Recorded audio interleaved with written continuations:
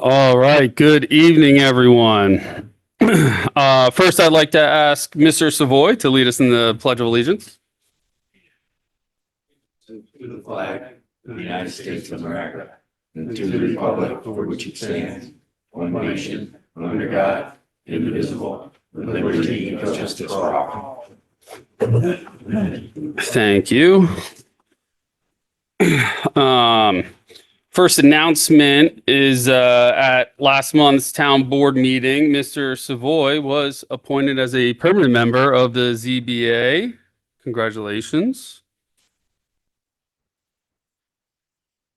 Minutes approval from September 25th, 2025 zoning board meeting. Any comments or questions? May I have a motion to approve the meeting minutes for? I'll make that motion.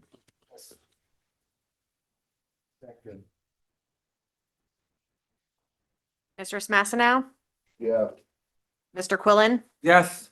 Stevens, Yes, Mr. Savoy, Yes. Chairman Terhune. Yes. Now I'd like to open the public hearing scheduled for 7 p.m. October 23rd, 2025 for 1118 Middle Line Road. The applicants Tom Wheeler and Carl Wheeler of AJ Signs and Adam Wakalenko, nailed it, of Adirondack Signs are applying for a use variance at the existing site of Sherman Tile.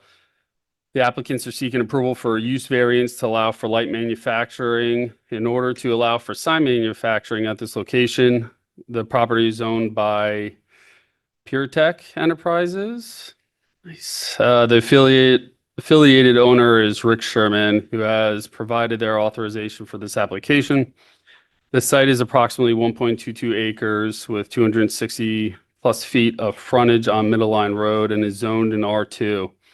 The existing commercial and multifamily use at this site is pre-existing non-conforming and was established prior to the R2 zoning regulations. Excuse me.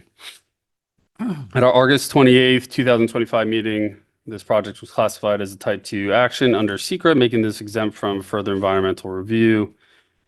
Also to know, on June 4th, Ruhan Realty submitted a letter regarding the sale of the property, including historical information and relative commercial sale information. The ZBA did also receive a letter submitted from Tom and Kathy Bogosian on August 17th, 2025. And on September 19th, 2025, the Saratoga County Planning Board reviewed the proposal and found no significant countywide or inter-community impact. So without further ado, would the applicant please come up to the podium and explain the relief you are seeking and why?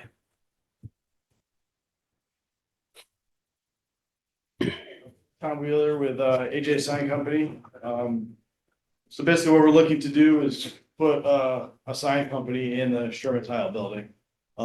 Adirondack Signs. Adirondack Signs and AJ are affiliated somewhat, so AJ would have some part in it. So basically Adirondack Signs has 12 employees, 4 company vehicles. That we move our operations into this Sherman Tile building.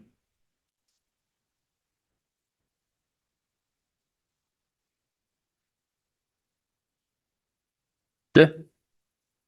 Any questions? All right.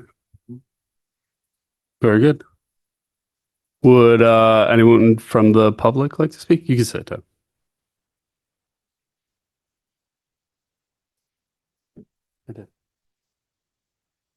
Yeah. One through one. Yeah. Whomever could come up now. Yeah.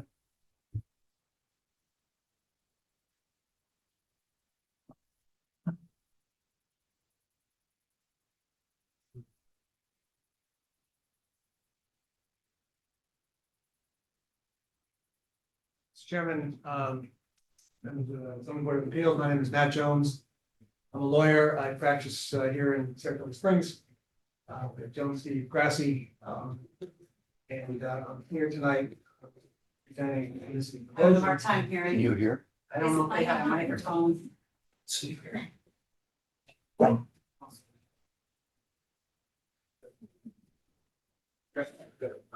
you. Microphone.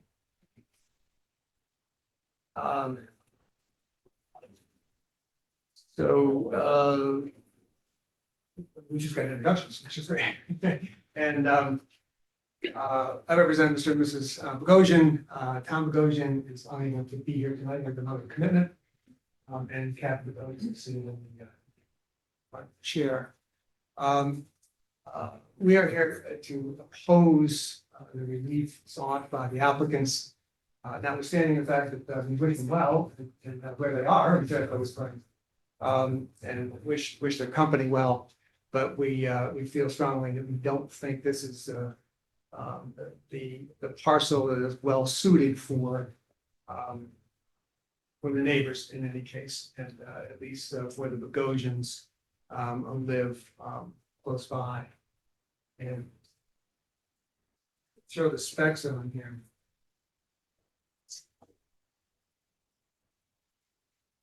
Gotta get to the first slide.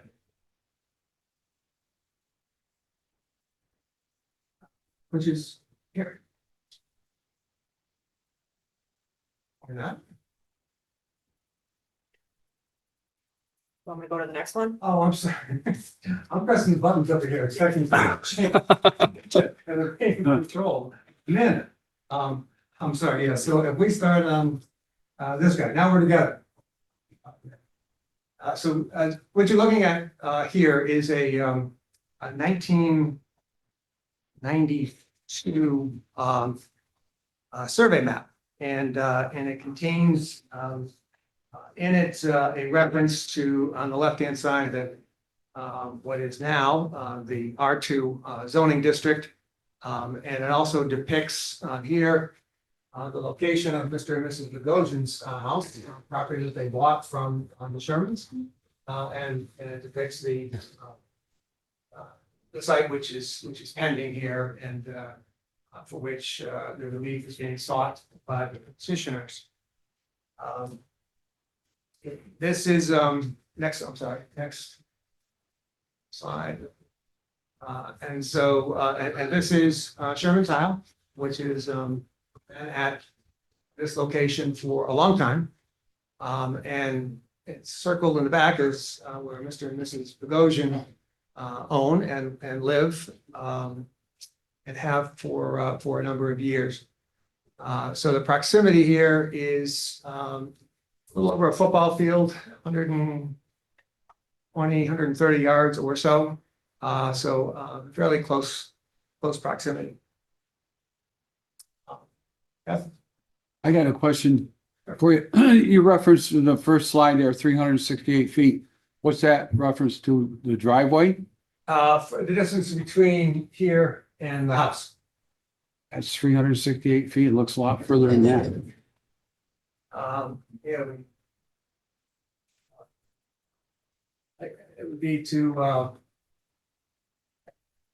from here. In the property line. Property. The property line, not the house. I beg your pardon. Yeah. Yeah, because I'm looking at that slide and that doesn't make any sense to me. Right, yeah, I guess we do the circle here, which is the lot line, and the house is back. The house is quite a ways further back. Well, yeah, man, if you go to the next, that map is referencing from the corner of the fence, I believe, which is close to the property line, to the structure. So it's not from the building to building, from property line to Right. building. Yeah. That's what he kind of, when he presented it, when you presented. Oh, you thought it made was building to sound that building? way. No. Right, it's there, I don't have a measurement for you, I probably should, but that's the proximity. The only reason why I'm saying it, because I work for an engineering firm and I deal a lot with distances and all that. So I know when I'm looking at something, I know it's not 368 feet. Yeah. What's your guess?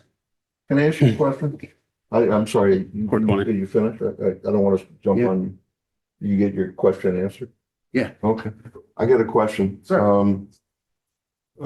When you said that just from what you said, I just had a question in my head.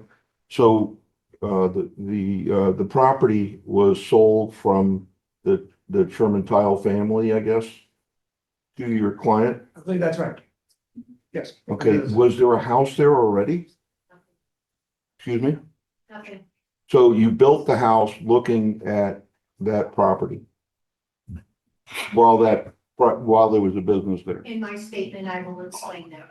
I'm just trying to, I read your letter, but I don't have it in front of me, so I want to make sure In that, my statement, I will explain it.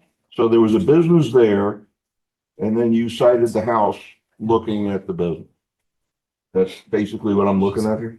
We cited the house in terms of the property that we bought, in terms of the property lines, the slope of the property. I get it, I'm just, I'm just making sure that I'm looking at the We were picture and well I'm aware looking of at the it. type of business being there. We were well aware of how Charles Sherman maintained impeccably that business and the site.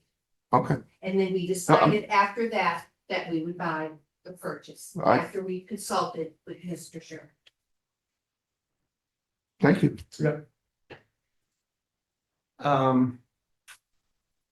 So we'll go to the next slide. Which is the use.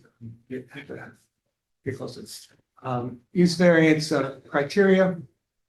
And Was that too much? Yeah, go back one. and this is obviously out of your code, the town of Milton zoning code, which is particularly helpful, rather than read 100 case law decisions and try to decipher which of the four elements of a use variance, the reasonable return, the hardship, and the uniqueness, alter the character of the neighborhood, and whether the hardship is self-created.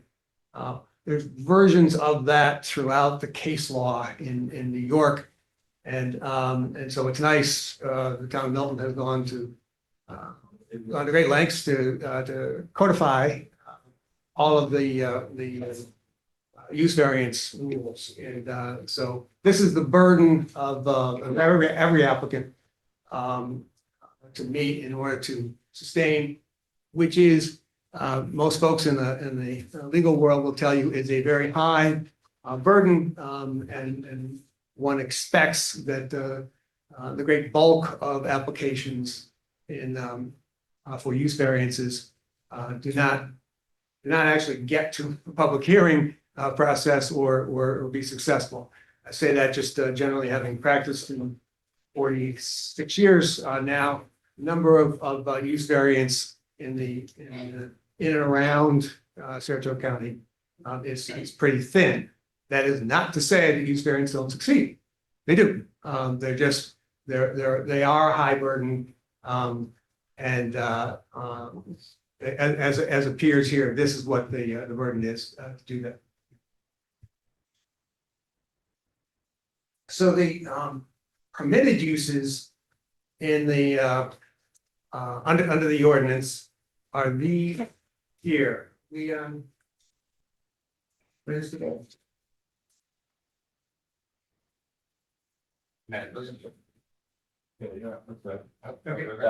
Yep.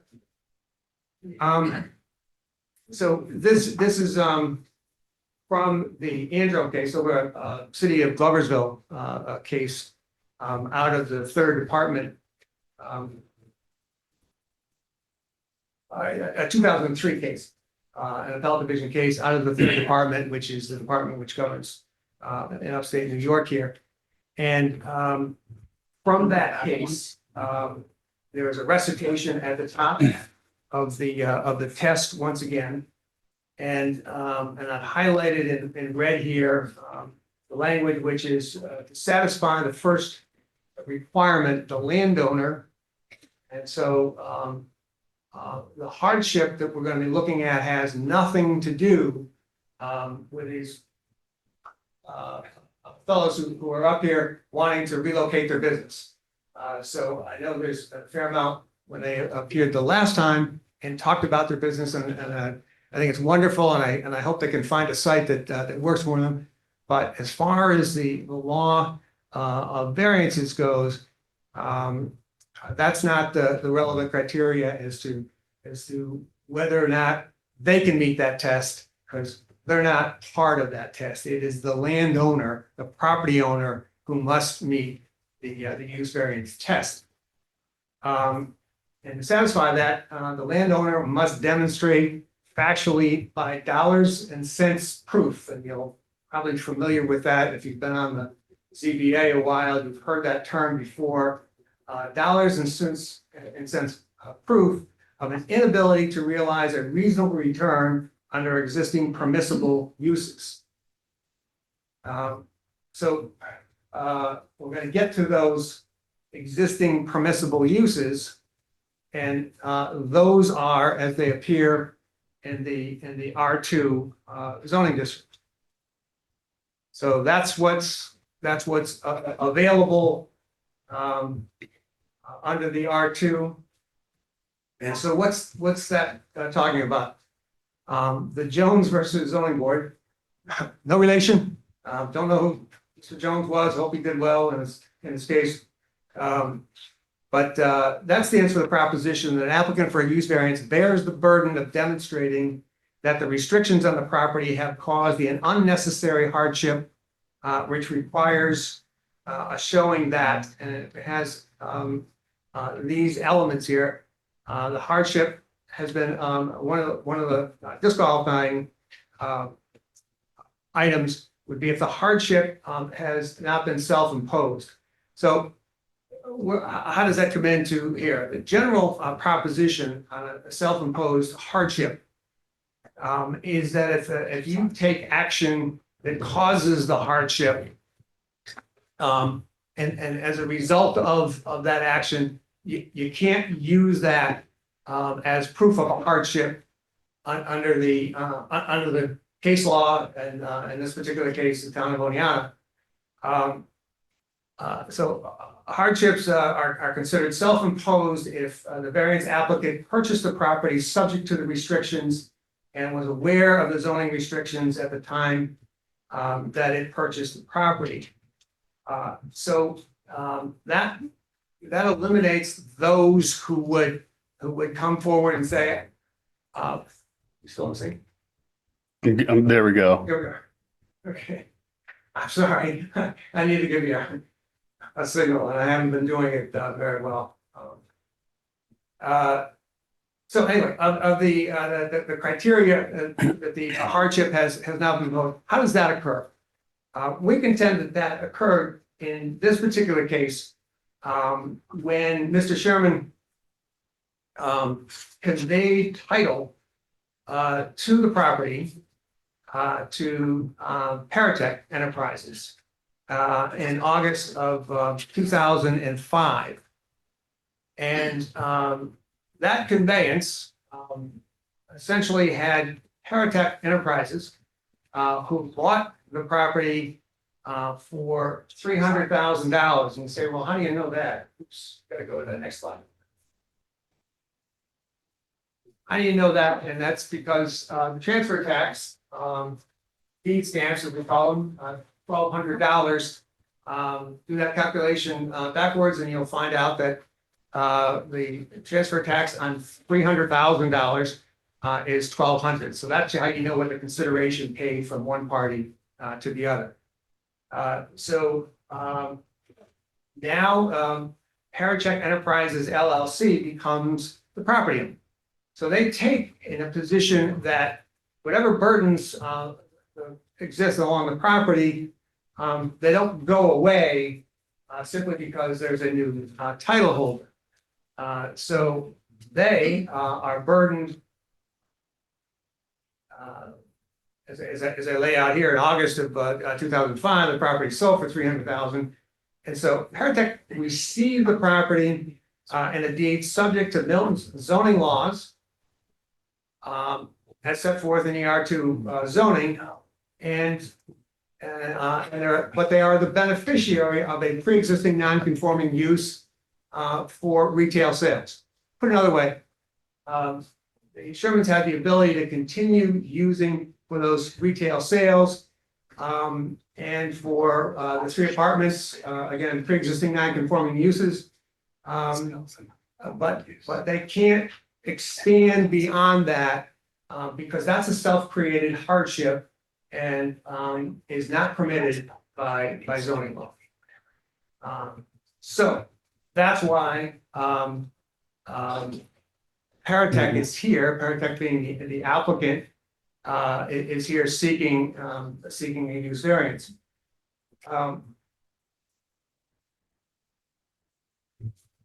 Hardship, dollars and cents proof, the applicant.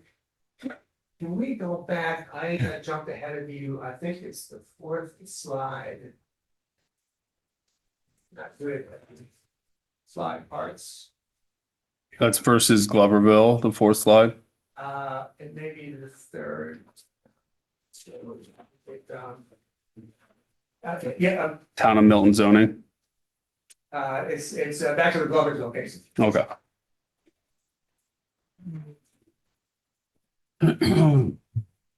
One more. There we go. Is that what you're looking for? Yes, yes. Okay. I had a good sense of the number of the slides. It would make it a lot easier. The PowerPoints have the numbers. Yeah. It's not my thing. So again, working it back to the test, a party seeking use variance must establish the property cannot yield a reasonable return if it's used for permitted uses, that the hardships result in the unique characteristics of the property, and that the proposed use will not alter the character. The case says, to satisfy the first requirement, the landowner must demonstrate factually by dollars and cents proof the inability to realize a reasonable return on the existing under permissible uses. And those are the permissible uses. So when you're going out, then you run into the high burden of the use variance. And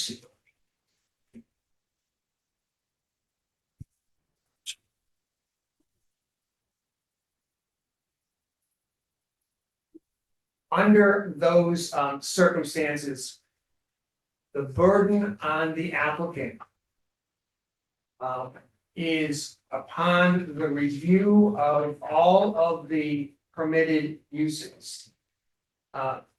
His burden then is to establish that none of the uses, no field in here of uses under the R2 that will provide a reasonable return for the applicant. And the applicant again here.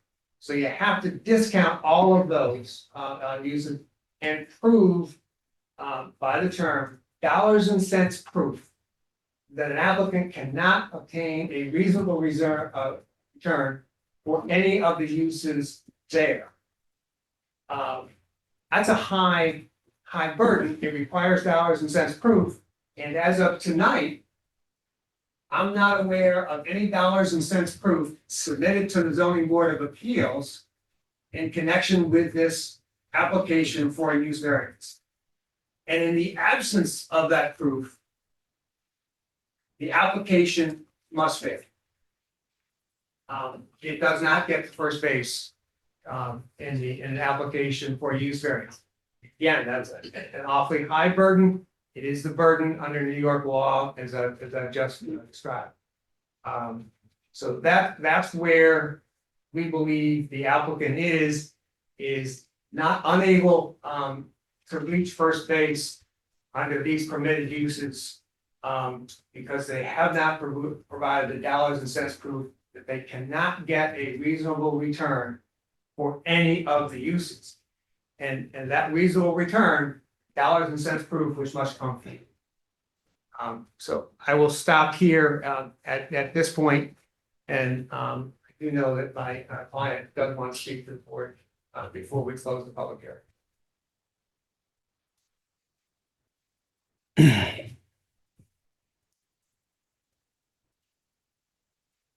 You might want to go first. You want to go? Go ahead. I'm sorry. Yeah, please. Hello, my name is Kathy Bogosian. I live at 1120 Middle Line Road with my husband Thomas, who was unable to attend tonight. He is having a civic duty for the Lions Club that was already prearranged. We are the adjoining property owners and neighbors of the property seeking a use variance. We purchased the property on Christmas Eve of 1999 from Charles Sherman. Prior to closing on this property, we did our due diligence and were well aware of the retail tile store and the R2 zoning district. We became comfortable locating our family home here due to the manner in which the tile business was run and maintained by Charles Sherman. One particular conversation with Mr. Sherman prior to us purchasing this property stuck with me and meant a lot in our decision to purchase our homestead. Mr. Sherman expressed to me personally his concern with the type of home we would construct, along with his concern with how it would be maintained, as he was directly across the street from us looking down at that property. His concern tipped our hand in our decision to buy this property because of those concerns. He additionally mentioned he had decided not to sell to other interested buyers due to his concern with what would be constructed on that piece of property and how it would be maintained and what he would be looking down at. He said that he knew of my husband's business and reputation and felt comfortable selling to us. Now, we find ourselves looking down at the subject property with the same identical concerns that Mr. Sherman had with us. We are not only concerned with the value of our property, but also the environmental impact of locating a sign fabrication manufacturing business in our front yard. I have extensively researched sign fabrication, and I am well aware that there are paints, toxic chemicals, metals, plastics, and other dangerous products that are used in fabrications of signs that were never part of the existing tile store. Not only do I have personal health concerns due to being diagnosed with a rare leukemic blood cancer, which I am monitored monthly at Dana-Farber and Mount Sinai, but I am concerned with the other health, safety, and welfare of our neighborhood as we have wells and septic systems. We are not served by municipal water and sewer. Any contamination to our water source is irreparable and not only dangerous to me, but to the other residents and the surrounding wetlands and wildlife, as these chemicals will leach into our environment. In conclusion, I believe a sign fabrication manufacturing business does not meet the required evidentiary standards for a use variance because A, it will alter the essential character of our neighborhood, and B, cause extreme harm to the surrounding environments, the land, the air, and the water. And yes, we were well aware of the Sherman tile in our front yard, but we were also aware that it was perfectly kept to this day. Thank you. I'm going to submit this for the record. Thank you.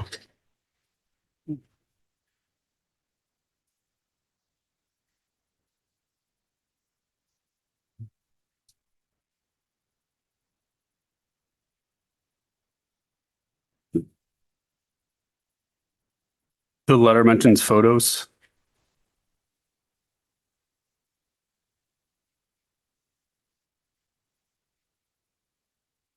We have photos of when it rains or snow runoff of the leach field and septic pump that pumps down into our yard. we have the impeccable business that Sherman Tile has always maintained. And this is a shot of the property, people who want to buy that piece of property. Yeah, this is runoff from off the road. It's off the parking lot. Coming And out. also right here, It's quite a It's a bit of pump. water. and it's all leach field, and it runs right down into our property. If you'd like to Please come pass one. during a rainstorm, you will see it. Your house is located up on the hill? Yes. I don't know how water goes up. I haven't seen water go uphill, but that's something. Real quick on this, photo, I think it says pump. Is that accurate? Where it's circled? A pumping system with a pipe that pumps water. Out Out Their of, leach from where? field is right there. from, that's on Sherman Tile property. Does anyone from Sherman Tile, is this, from like gutters or? Yeah, This here. And then this water that's leaching down through. It is going down that way there, but your house is up on the hill. It is leaching into the wetlands. The- and the into drain? Water aquifer. Has the water, has Except from the DEC retaining ever wall. looked at this? Slopes off. Yeah. No, because So you we get a heavy never had to rainstorm. worry about chemical Yeah. hazards. Everything leans this way. That's just rainwater runoff right there. Is that at that capacity? just curious what she circled. That's, See yeah, how Okay. what it is? And then that's happened since I was there in high school. Okay. yeah, that's rainwater. That's rainwater. That's a heavy thunderstorm. runoff. Yeah, Which one you got? Yeah, that's because our front parking lot of Sherman Tile slopes toward Midline Road. yeah, And then it flows down to the swampy area down here. right. And it's always done that. So So it's just heavy rainwater. runoff. Yeah, it's a Yeah, please pass those pre-existing around. condition that's been there for years. Probably is. It's nothing new. What does the pump come? Where's the pump? And was it pump? I don't know what pump he was talking about. Oh, okay, there's the pump up in the corner. Is, Yeah, you can see that, Eva, thank you. That's, Is that one? well, I'd have to check. I'd have to ask some stuff. It's not. Whatever it is. I try to it's think- very- you're- You gotta try and shape You gotta- oh, yeah. This is concrete block. That's- Would you mind, stating, There's promotions with your property. would you mind stating into the mic, your name? Peter Stevenson, Oh, yeah. President, Paratech Enterprises LLC. Thank you. Yeah. You know, So I'd have to dig into the. We really. Let's see. Good. Okay. There we go. Okay. Yeah, down here. Say it's a good reason why the rocks are there. Would anyone else like to speak? Yeah, please. Nope. Whomever. Yeah. No. I may not last, but you know.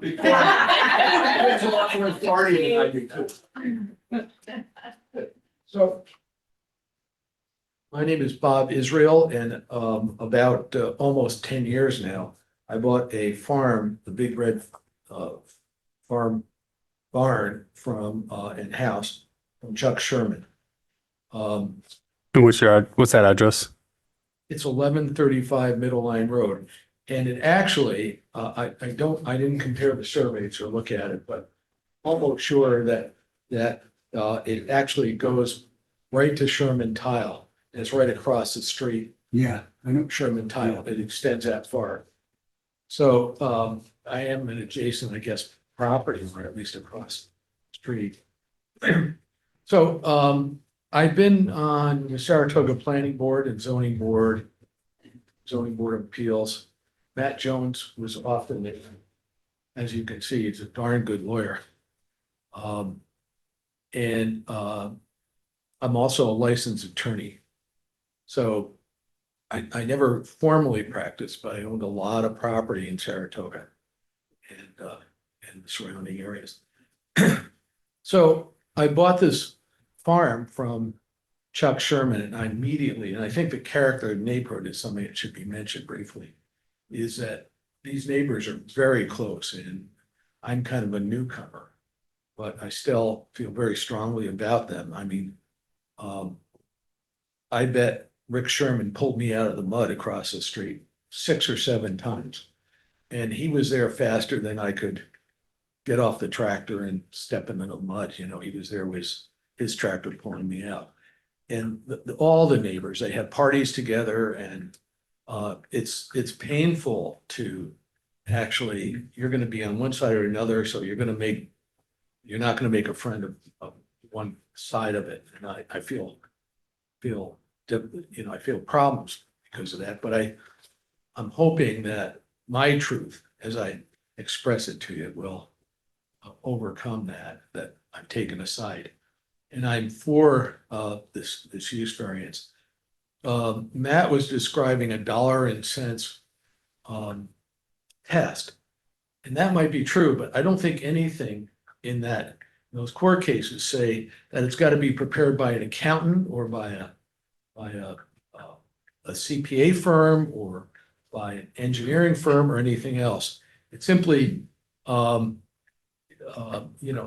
things are self-evident. And I can tell you that that's a very rural area there.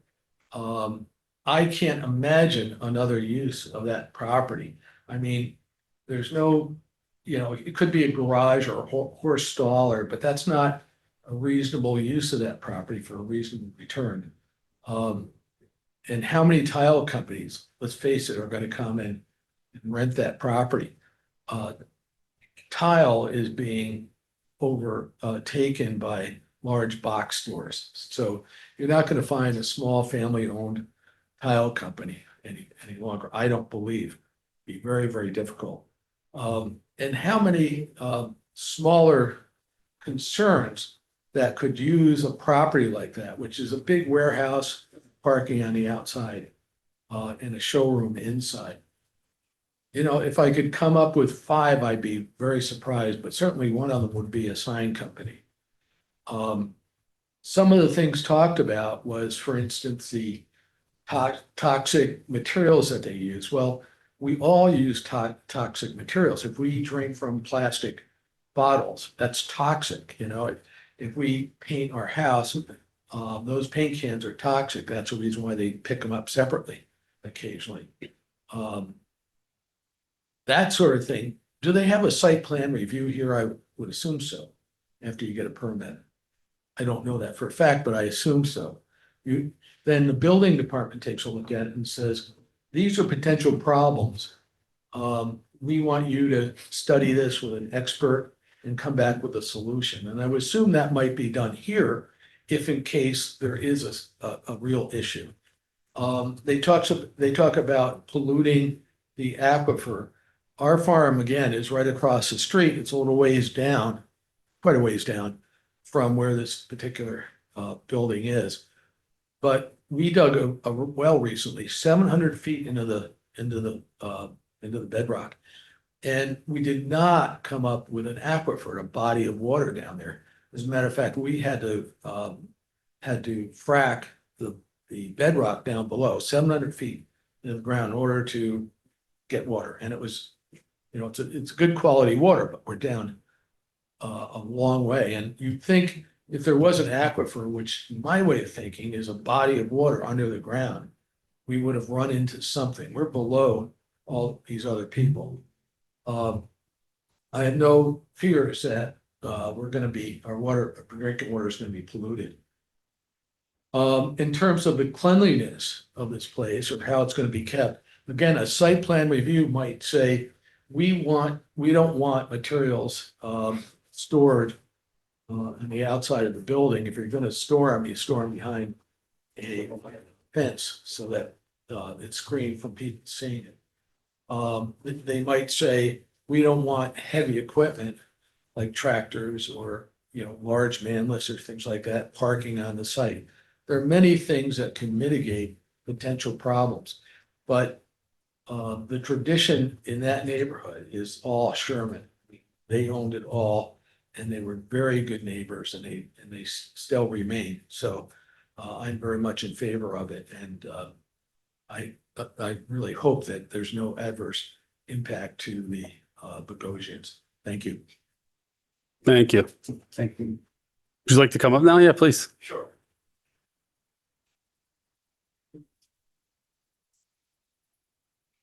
I don't want to take up too much of your time, but I'm John Munter from 515 Soderman Road.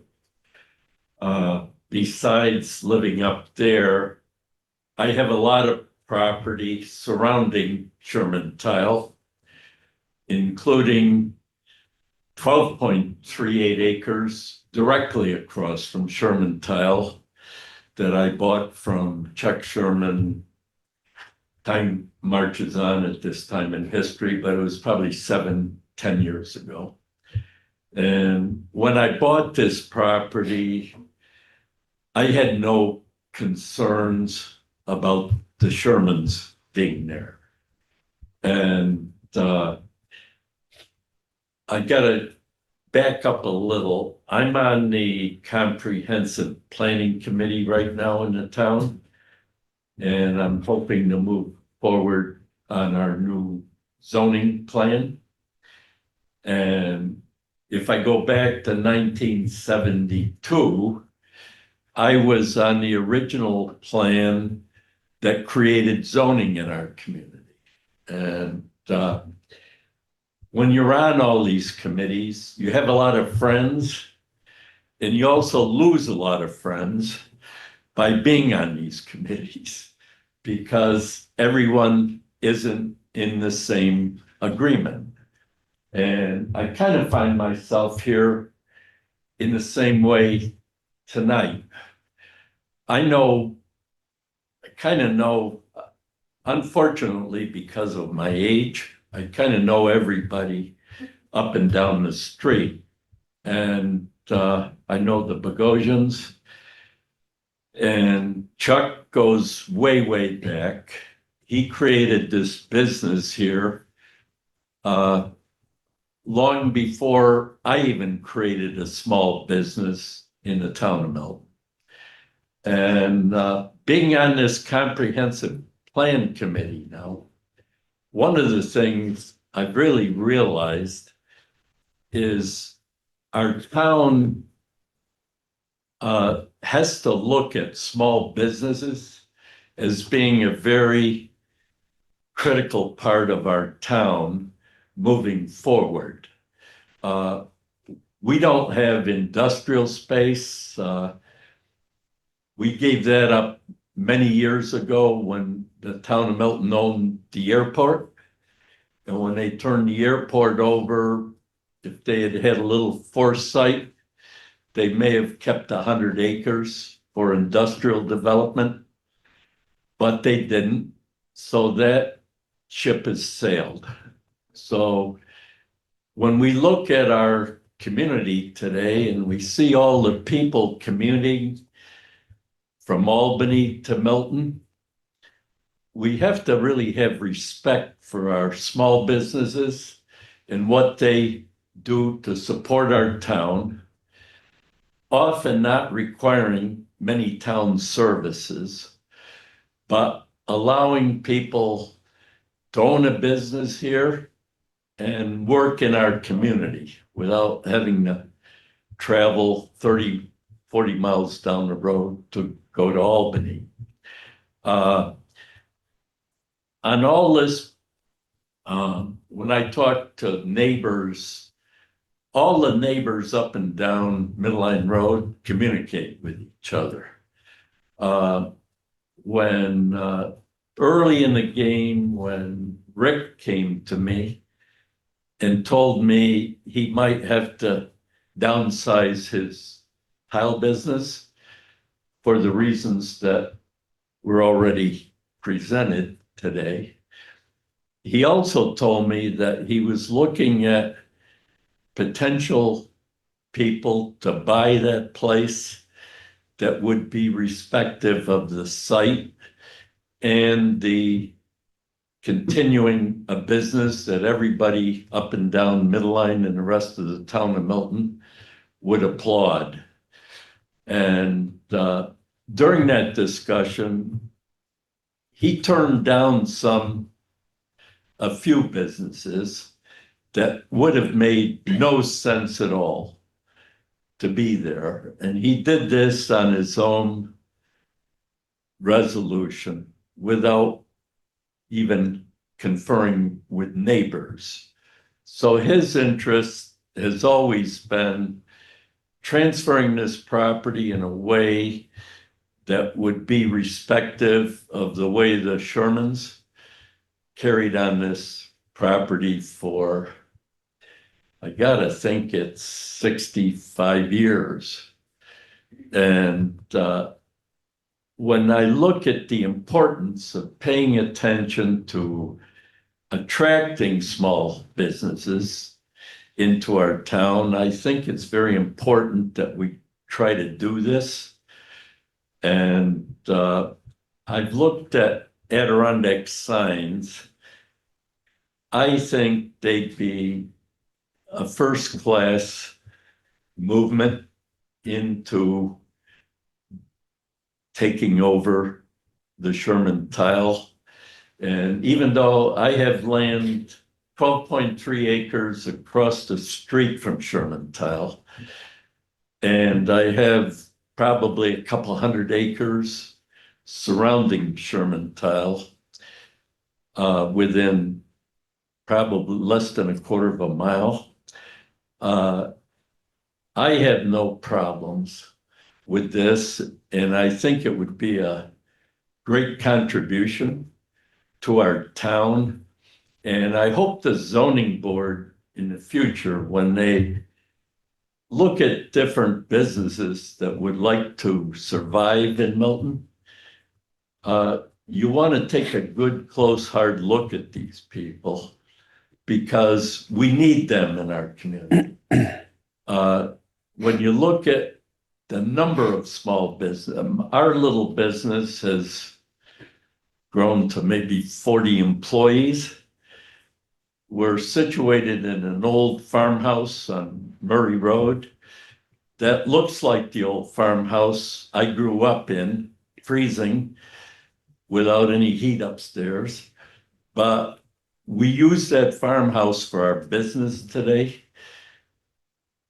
Though that is our office complex, but we've kept our business out back. So you almost don't know it's there. And I think the Shermans and the Adirondack sign people are going to continue this same effort forward. And I certainly would like you to look at this very favorably. Thanks for all this wasted time. Thank you. Not wasting time. Would anyone else like to come up and speak? Anyone on Zoom? No hands.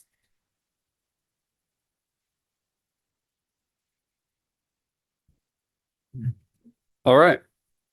May I have a motion to close the public hearing? So move. Second. Second motion. Mr. Smassenow, Yes. Mr. Quillen, Yes. Ms. Stevens. Yes. Mr. Savoy, Yes. Chairman Trujillo. Yes. Okay, does the board have any questions? Comments? Okay. I have a question for the gentleman with the sign company. What do you do with the leftover chemicals? When you make the signs, do they get, Can you please come up to the podium? And can you, I guess, speak to what chemicals or products that you may use? I mean, making signs, there's adhesives that are used. Really are no leftovers. It dries in 10 minutes. Painting, you have your solvents and your thinners and that type of thing. It's all recycled. If there's well, that's really all there are. So nothing would go into the septic system? None of the chemicals from your production? Okay. You say they're recyclable chemicals. I mean, the paints and the varnish or the, thinners or whatever you use, that's all recyclable. Correct. Yeah, whatever you don't use, you Right. you store. Nothing's dumped outside. That's Okay. definitely illegal. Yeah. What kind of storage, area do you have for something like that? Do you have like a contained cabinet or a containment system, or how do you store your chemical? I mean, paint's on a shelf. The shelf? I mean, there's no specific storage container. Okay. So I mean, if you had a spill or something like that in the building, you're able to take care of that spill? Yes. It's on concrete, Yeah. it's like any other spill.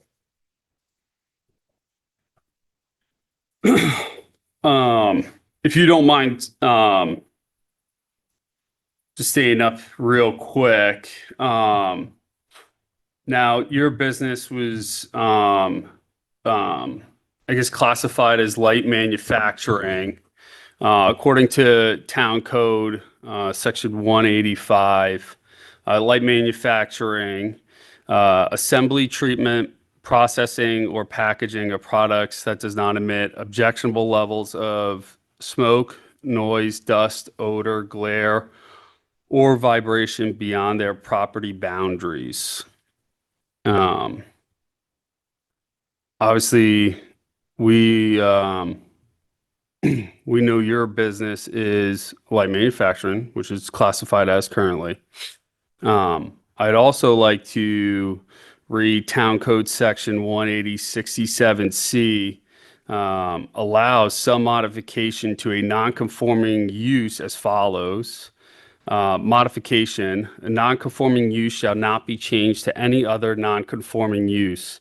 A non-conforming use shall not be changed to any other use within the same use category as shown on the district schedule of use regulations 18087 without prior approval by the Board of Appeals, and then only to a use which, as determined by the Board of Appeals, is the same or a more restricted nature.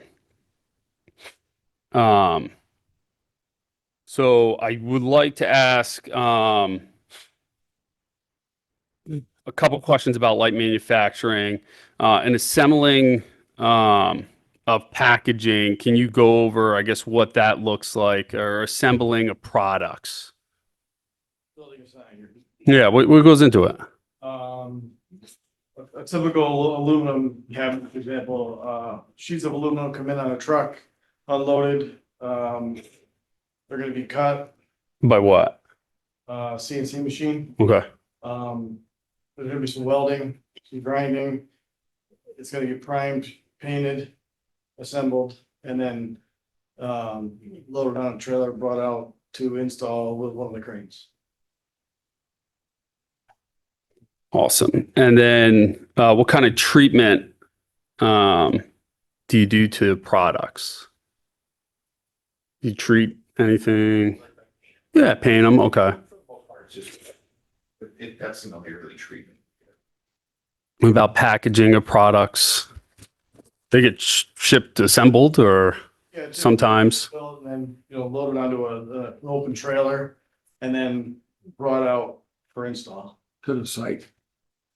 Off site, yeah, so they might sit in the yard for a little bit while just load it up and then off it goes. Okay. Is the process typically you prep the product and then bring it out and install it? Kind of, I don't, trying to, yeah, okay, yeah, hopefully install goes well. Storage in the the yard as possible. Sometimes they're shipping work, there's national companies that like say a Walmart. Sure. Their signs would come in on a truck, get unloaded, and they could sit for a few days before they get installed. Okay. Staging. And then can you speak to the levels of smoke, noise, dust, odor, glare, or vibration? Is there any smoke emitted? There's welding, there could be smoke. Okay. Some paint fumes. Okay. Okay.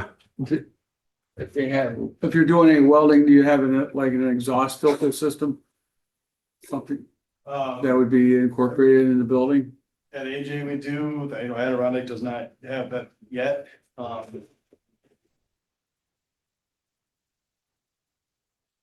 Something, Okay. that could be considered. What kind of, I guess, noise, what kind of noise is emitted and where does it come from? Noise in our shop, you'll hear a chop saw. We cut aluminum on a typical chop saw, so you'll hear, saws, grinders. The CNC machine does make some noise. Okay. What about dust? There's some sanding. Okay. A little bit of dust from that. CNC machine's mostly bigger chips that kind of falls. Okay. And does the CNC machine have some sort of way to capture the excess? Okay. Okay. Odor, any odor? I know we mentioned paint, adhesive, thinner. I'm sure.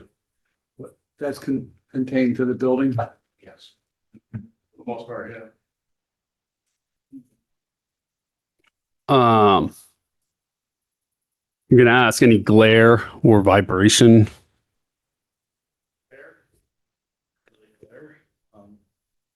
Yeah. Vibration is really just be trucks. Okay.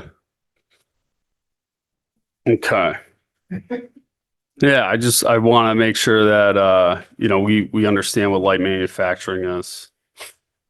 You typically have vans, don't you? Have vans? There's 2 vans and 2 coupes, so 2 crane trucks, and then 2 trailers.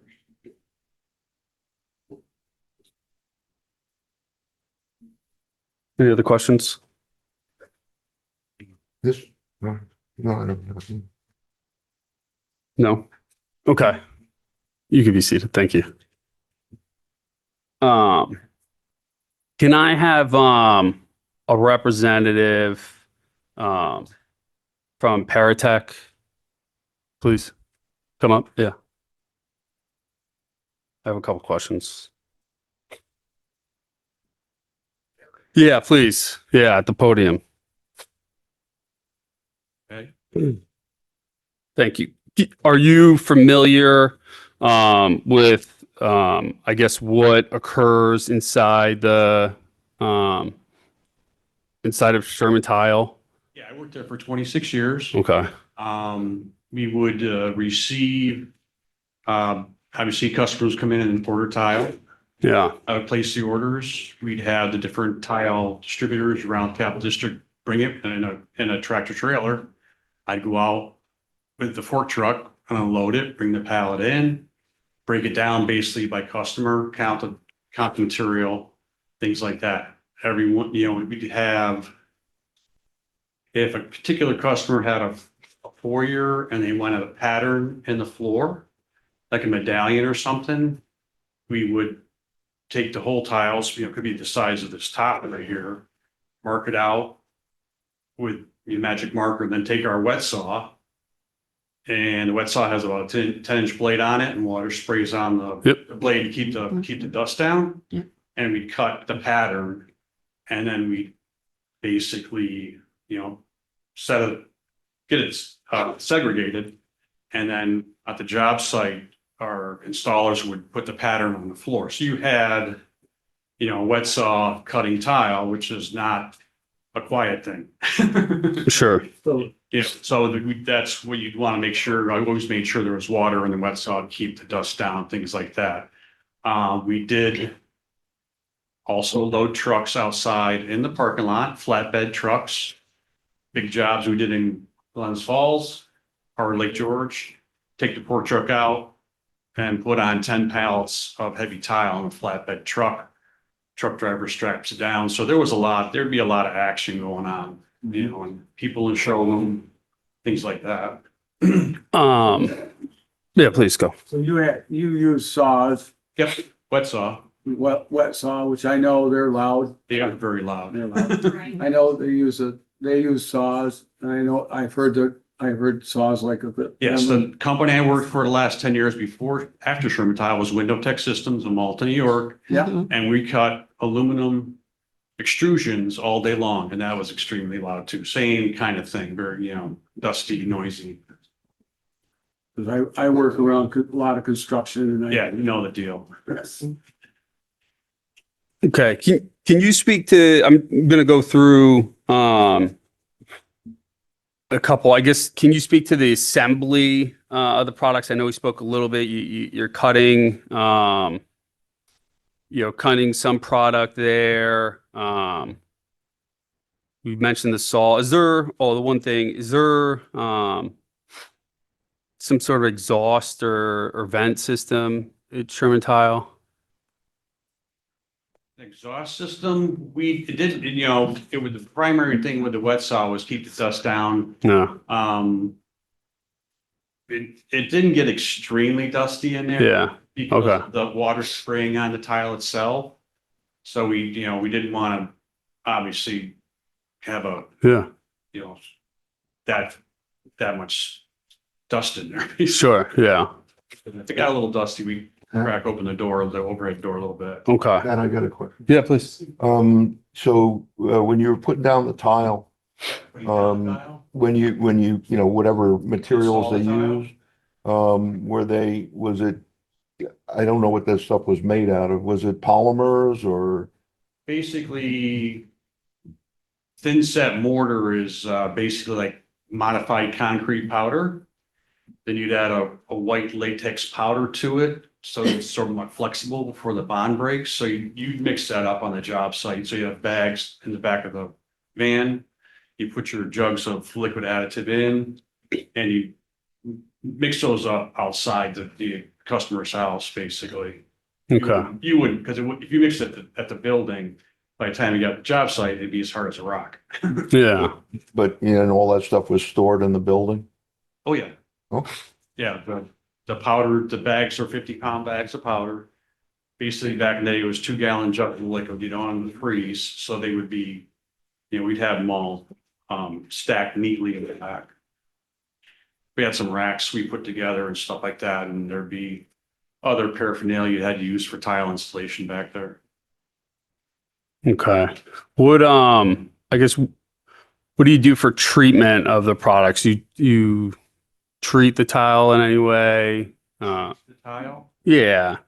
Like, I don't know. I know you, obviously you're cutting some tile to different, designs. Is there anything besides cutting?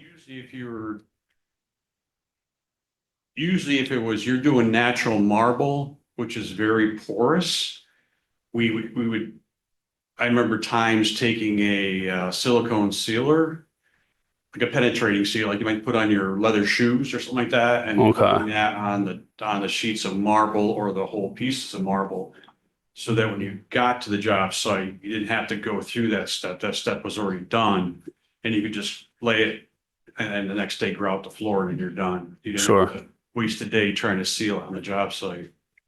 Okay. And then packaging of products, it seems like, obviously some product comes in, and then you prep, load it. It was a situation where the tile would come in, X amount of square feet per box. Yeah. I put the boxes on the pallet. Trim pieces, which are the decorative little pieces and things like that, would have to be counted out, inspected, put in a separate box, just tape gun, tape it up, put on the box, shrink wrap the whole pallet, and it'd be ready to go on the truck. Okay. And then can you, I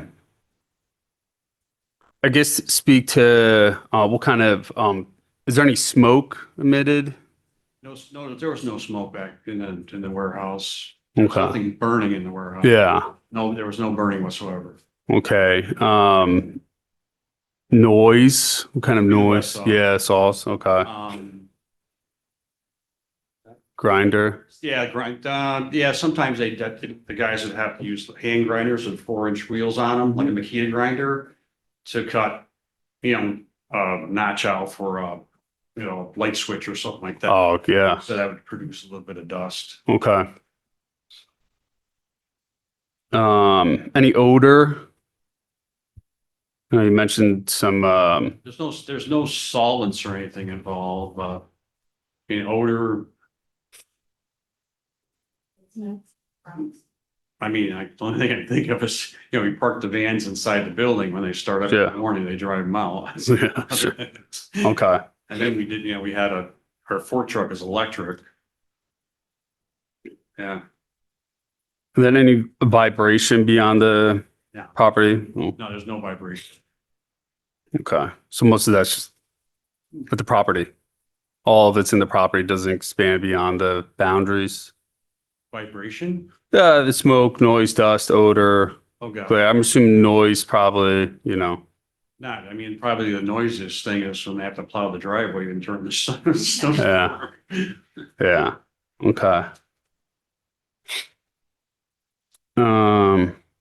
Okay, any other questions? No? Okay, thank you.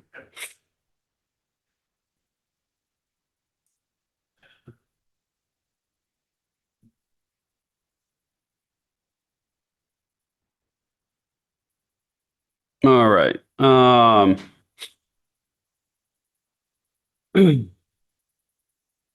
guess one, for the board, do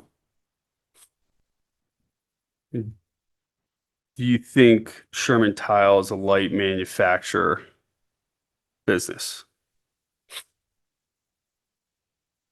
Sounds like it, Yeah, it sounds very similar to me. based on that definition, I would say yes. Yeah, I walked through the premise, had a tour, and they had workstations, they're doing manufacturing things. So, Okay, Yes. The light yeah, I also think, manufacturing business. yeah, okay. I also went to both properties and, looked, Adirondack Sign has a, small, showroom. Obviously Sherman Tile has a larger one. Sherman Tile has a larger building in itself. I think the storage concerns, would, obviously be, I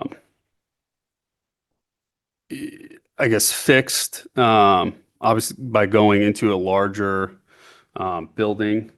I think there's a lot of similarities in receiving products, packaging products, the nature of the business, preparing the products. Is there any other questions or comments?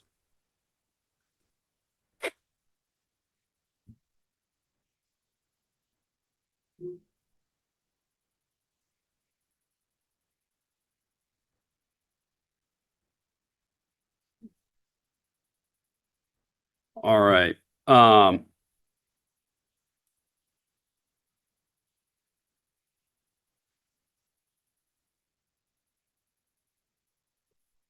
Okay. So beat that, Sherman Tile right now, is a pre-existing non-conforming, business in the R2 district. And according to Town Code Section 18067,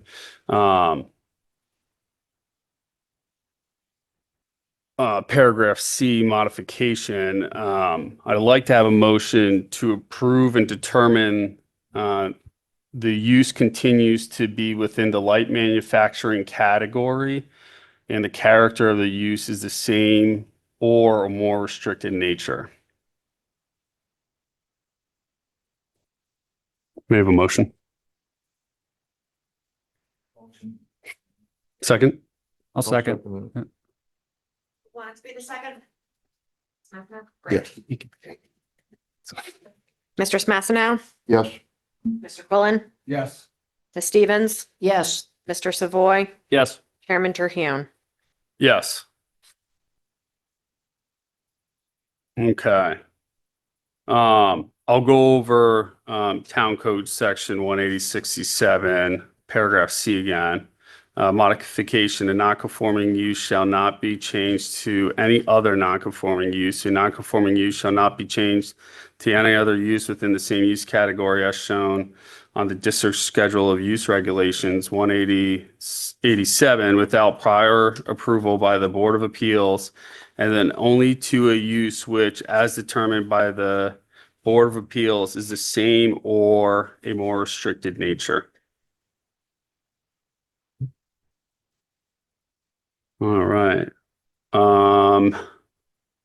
No other announcements, and may I have a motion to adjourn today's meeting? Make that motion. Second. All concur. All concur.